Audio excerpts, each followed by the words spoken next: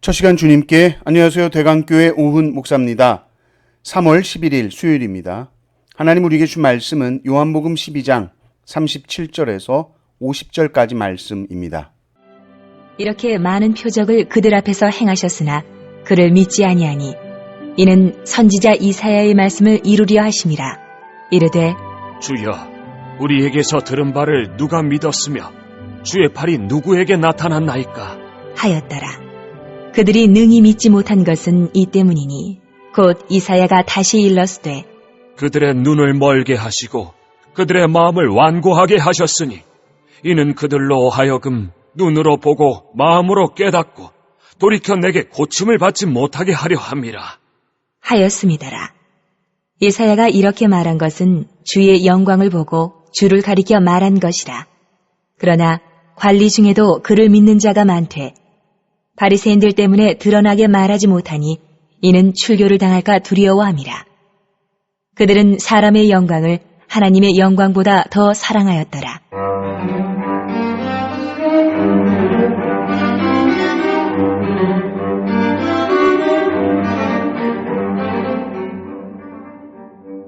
예수께서 외쳐 이르시되 나를 믿는 자는 나를 믿는 것이 아니요 나를 보내신 이를 믿는 것이며 나를 보는 자는 나를 보내신 이를 보는 것이니라.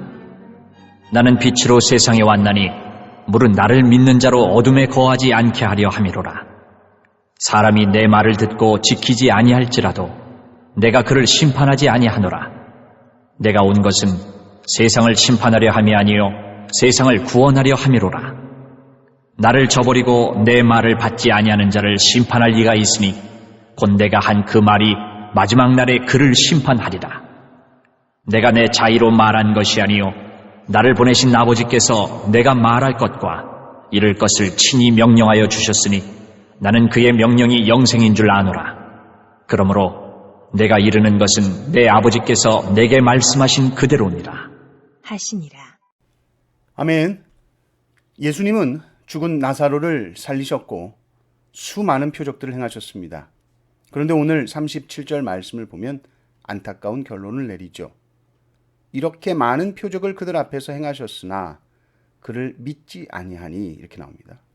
왜 그럴까? 주님은 이사야 선지자의 말씀을 인용하십니다. 그들은 눈이 멀었기 때문이다. 마음이 완고하다. 딱딱해졌다는 것이죠. 그것은 하나님이 그렇게 만드신 것이 아닙니다. 그들이 고개를 돌린 것입니다. 표적이 부족해서 안 믿는 것이 아닙니다. 내가 내 인생의 주인이 되었기 때문입니다. 그래서 내가 원하고 바라는 환경의 변화, 그것만을 구하는 사람에게는 하나님의 일하심이 절대로 보이지 않습니다. 기적을 봐도 결국 내 욕망이 채워졌냐? 이것이 중요합니다. 그렇지 않으면 언제든지 고개를 돌립니다. 그것이 바로 믿음 없음이요, 완고함이요, 강팍함입니다. 또 42절을 보면 믿지 못하는 자들뿐만이 아니라 믿으면서도 드러내지 못하는 자들을 향해서 경고하죠. 42절, 43절을 보십시오. 그러나 관리 중에도 그를 믿는 자가 많되 바리새인들 때문에 드러나게 말하지 못하니 이는 출교를 당할까 두려워함이라. 그들은 사람의 영광을 하나님의 영광보다 더 사랑하였더라. 이렇게 나옵니다. 결국 사람의 영광을 사랑했다는 거죠. 사람의 영광. 사람의 영광을 사랑하는 사람은 사람들의 비난을 못 견딥니다.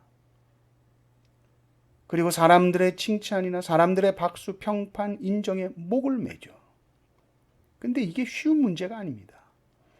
사람의 영광이라는 것이 단순한 허영심이 아니거든요. 우리의 생존과 직결이 되어 있기 때문이에요. 연봉, 능력, 직업적인 성공 직결되어 있잖아요. 그래서 우리가 사람의 영광, 이거 내가 어떻게 거절해? 이거 거절하면 나 너무 힘들 것 같은데, 손해볼 것 같은 불안감이 엄습하죠. 그때 우리가 정말로 믿어야 하는 것이 하나님은 반드시 하나님의 영광을 위해 사는 자의 인생을 책임져 주신다는 그 사실입니다. 그리고 그 사실을 믿고 걸어갈 때에 세상이 줄 수 없는 진짜 공급이 시작될 것입니다. 그러면서 주님이 말씀하시는 거예요. 빛으로 나오라는 거예요. 빛으로. 예수님을 믿고 따라간다는 것은 예수님이 그냥 어떤 인생의 이 길을 알려주는 훌륭한 스승이다, 이 정도가 아니라 하나님 그분을 따라가는 겁니다. 빛으로 나오라. 나는 빛으로 세상에 왔다. 빛이라는 것은 단순히 보는 것뿐만이 아니라 내 인생의 방향을 결정하는 그 기준을 말하고 있는 거예요. 빛이에요. 뭐가 보여야 걷지요.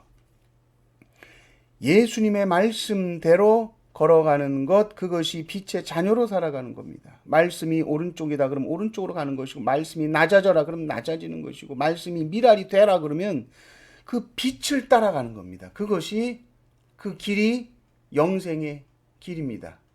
그런데 그 길로 가지 않고 그 길을 버리고 내 방식이 더 좋다 하면서 세상에 박수가 많은 곳으로, 세상에 박수가 나는 더 기쁜데, 그러면서 말씀의 이정표를 무시하고 다른 길로 가는 것, 그 자체가 성경을 보니까 그게 심판이다.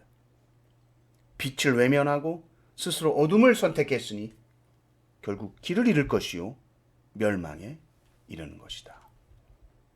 그러니까 빛으로 오신 예수님은 우리가 믿고 산다라고 할 때에 우리들은 어떤 일들 앞에 우리가 섰을 때에 그 선택해야 되고 판단해야 되는 그 기준이 뭐냐면 남들이 나를 어떻게 볼까가 아닙니다. 사람의 영광이 아니라 주님이라면 지금 이 상황 속에서 무엇을 기뻐하실까를 생각하죠. 이렇게 살면 손해보고 살겠는데 무시당할 것 같은 두려움이 들 때, 그때가 바로 내가 그리스도인인가 그 정체성을 확실히 드러낼 수 있는 순간입니다. 그때 말씀을 따라 순종할 때 정말 말씀이 살아있구나를 경험하는 때가 그때예요. 말씀은 살아있고 움직인다라는 것을 그때 경험합니다. 그때 내가 빛의 자녀라는 확신이 생겨요. 그때 영적인 눈이 열리는 시간입니다. 말씀이 여러분의 발걸음을 옮기게 하십시오. 말씀이 여러분 입에 말이 되게 하십시오. 어둠에 결코 머물러 있지 마십시오.